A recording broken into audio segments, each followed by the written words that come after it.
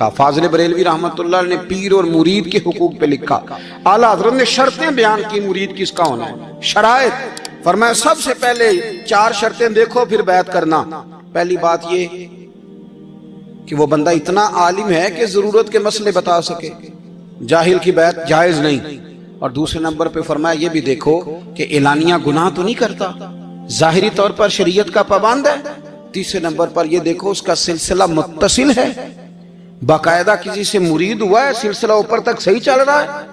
اور فرمایا چوتھا یہ ضرور یاد رکھنا کہ خلیفہ مجاز ہو, کسی شیخ کامل نے اسے اجازت بھی اپنی مرضی سے نہ بن کے بیٹھ گیا ہو کہ مجھے تویز مل گئے ہیں, یہ نہ ہو. فرمایا ان چیزوں کو دیکھو اور پھر پوری پابندیاں لگائیں.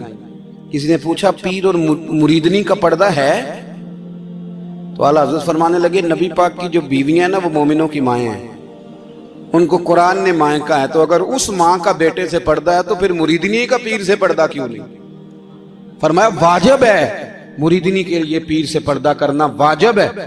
آپ کو ایک بزرگ تھے, انہوں نے اپنے ہاں جلسے پہ بلایا, جب آپ پہنچے تو وہ عورتوں کو ننگے منہ تعویذ دے رہے تھے. آپ نے دور سے دیکھا تو واپس آ گئے. وہ دوڑے پیچھے, کہنے لگے مولانا کچھ تو خیال کریں, لوگ کیا سوچیں گے, ایسے چلے گئے.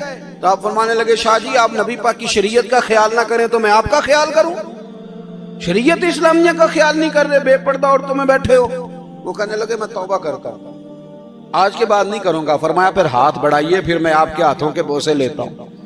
اس لیے کہ اگر آپ مان گئے ہیں تو پھر ہمارا اختلاف نہیں. ساری زندگی دین کی پہرے داری کی.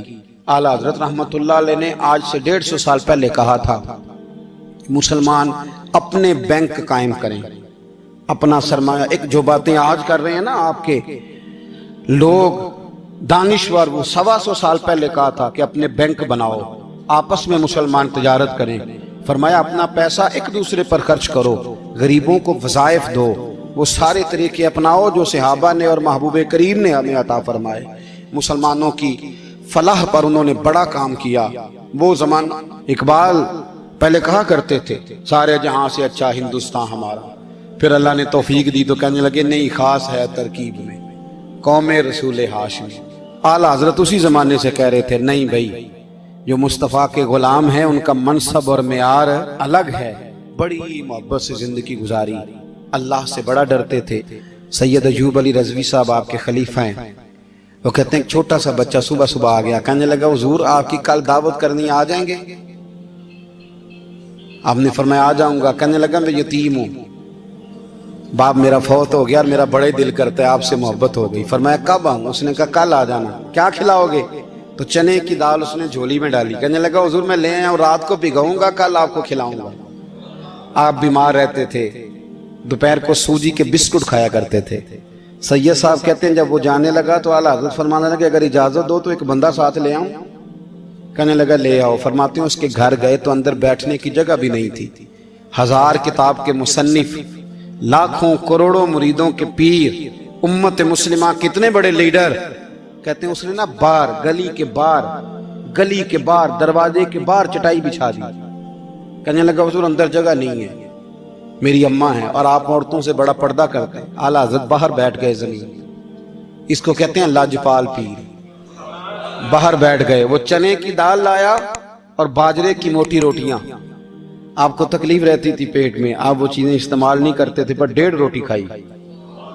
کھانے کے بعد کہا جائیں. کہنے لگا نہیں میری اماں آگ جلا رہی ہے, چائے پی کے جانا. وہ چائے آئی, جو بندہ سڑک سے گزرتا حضور جہاں بیٹھنے, فرمایا جاؤ کام کرو, دعوت ہماری ہے تمہاری نہیں, جاؤ اپنا کام کرو. وہاں بیٹھ کے کھانا کھایا. جب واپس نکلے تو اس بچے نے اجازت دی جائیے. واپس آئے تو کچھ چہرے پہ کمزوری کے آثار تھے, کچھ تکلیف پیٹ میں شروع ہو گئی. سید صاحب کہنے لگے حضور آپ نے کیا کیا, بیمار ہو جائیں گے. فرمانے لگے ایوب علی یار بیماری تو ٹھیک ہو جائے گی, پر تو نے دیکھا نہیں یتیم کا دل کتنا راضی ہو گیا ہے, کتنا راضی ہو گیا اس کا دل, کتنا وہ خوش ہوا ہے. اور فرمایا جب یتیم راضی ہوتا ہے تو اللہ بھی راضی ہوتا ہے, اللہ کے نبی بھی راضی ہوتا ہے. بڑی پرہیزگاری والی زندگی گزاری. 3 باتیں ان کی زندگی کا اصول تھا. ایک فرماتے تھے تمسک بالدین کرو, مضبوطی کے ساتھ دین کو پکڑ لو. اور دوسرا فرماتے تھے جو اللہ رسول کے دشمن ہیں ان سے ہمیشہ بچو, جو ذرا بھی کہیں بے ادبی کرے اس سے پرہیز کرو. اور تیسرے نمبر پہ فرماتے تھے اگر سکھی جینا چاہتے ہو تو عشق رسول میں جینا. لوگ کہتے ہیں نماز میں دل نہیں لگتا، محفل میں سرور نہیں آتا، ہم جب اینک تنقید کی لگا کے جاتے ہیں تو کیسے مزہ آئے گا؟ جب ہم سامنے والے کو اچھا ہی نہیں سمجھ رہے، سب سے اچھے ہم خود ہیں۔ میں اکثر کہا کرتا ہوں کہ جب تک ہم تھوڑا سا نیچے بیٹھ کے اوپر نہیں نہ دیکھتے، بندے ہمیں بڑے نظر نہیں آئیں گے، چھوٹے چھوٹے نظر آئیں گے۔ ہم ہمیشہ اوپر کھڑے ہو کے نیچے دیکھتے۔ مہربانی فرمائیں۔ بڑی شاندار بات لکھی اعلیٰ حضرت بریلوی نے ملفوظات شریف میں۔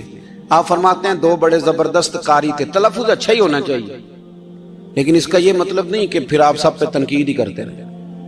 اعلیٰ حضرت فرماتے دو قاریوں نے نا ایک بزرگ کے پیچھے نماز پڑھی، تو ان کے نا کچھ قواعد مستحب، کچھ قواعد ٹھیک نہیں تھے، تو کہنے لگے شہرت تو بڑی سنی تھی پر بابے کو تو قرآن بھی صحیح نہیں پڑھنا تھا۔ یہ اعلیٰ حضرت نے لکھا ہے، چھوڑو جو یہ بھی کو بلی ہے۔ فرماتے ہیں بس مستحب قواعد ٹھیک نہیں تھے، جو چیزیں ضروری ہیں وہ ٹھیک پڑھتے تھے بابا جی۔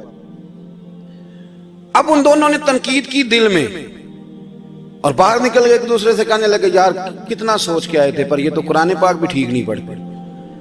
اب موسم تھا تھوڑا سا ایسے ہی معتدل موسم تھا، نہ زیادہ گرمی تھی نہ زیادہ سردی تھی، قریب ایک جھیل تھی، کپڑے اتارے، تہمتیں باندھی اور جھیل میں گھس گئے نہانے کے لیے۔